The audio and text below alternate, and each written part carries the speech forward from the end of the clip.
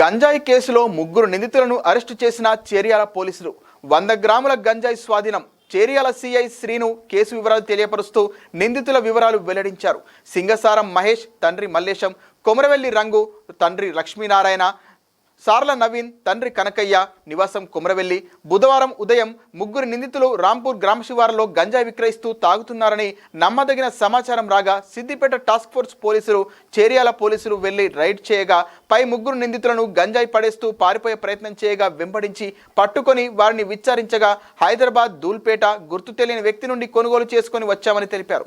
వారి వద్ద నుండి 100 గ్రాముల గంజాయి ప్యాకెట్లను మరియు 3 సెల్ ఫోన్లను స్వాధీనం చేసుకుని పై నిందితులను అరెస్టు చేసి జ్యుడిషియల్ రిమాండ్కు పంపించడం జరిగిందని చేర్యాల సిఐ ఒక ప్రకటనలో తెలిపారు. ఈ సందర్భంగా సిఐ శ్రీను మాట్లాడుతూ ఈ కార్యక్రమంలో చేర్యాల ఎస్ఐ నిరేష్, పోలీస్ సిబ్బంది పాల్గొన్నారు. ఈరోజు చేర్యాల ఎస్ఐ గారికి వచ్చిన సమాచారం మేరకు సిద్దిపేట కమిషనర్ గారి టాస్క్ ఫోర్స్ అధికారుల సహాయంతో చేర్యాల మండలం రాంపూర్ గ్రామ శివారులో కెమిసారప్ మహేష్, సార్ల నవీన్, రంగు రాజు అనే ముగ్గురు యువకులు గంజాయి సేవించి ఉండగా వాళ్ళని పట్టుకోవడం జరిగింది. వాళ్ళని విచారించి వాళ్ళ దగ్గర నుంచి దాదాపు 100 గ్రాముల గంజాయి, దాదాపు 15,000 రూపాయల విలువైన గంజాయి మరియు ముగ్గురు దగ్గర 3 మొబైల్ ఫోన్స్ వాళ్ళ దగ్గర సీజ్ చేయడం జరిగింది.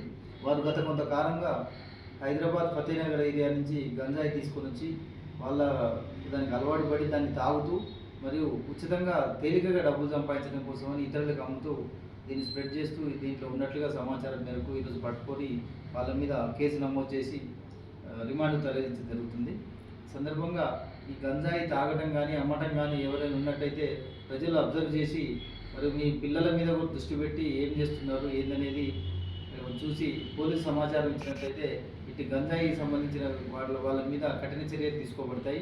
చేర్యాల ప్రాంతంలో గంజాయి అలాంటి వాటికి ఎలాంటి అవకాశం లేకుండా టైం టు టైం నిందితుల మీద యాక్షన్ తీసుకోవడం జరుగుతుంది. ఇప్పుడు దీంట్లో చూసినట్లయితే వీళ్ళ వయసు అంతా కూడా 20 నుంచి 23 సంవత్సరాల వరకు వయసు వాళ్ళు ఉన్నారు, యూత్ పిల్లగాళ్ళు ఉన్నారు. వీళ్ళంతా దీనికి సరైన వీళ్ళ మీద తల్లిదండ్రుల యొక్క వాళ్ళ యొక్క అదుపాజ్ఞం లేకుండా సరైన చదువులు సరైన పనులు లేకుండా తిరుగుతూ దీనికి అలవాటు పడ్డట్టుగా తెలుస్తుంది.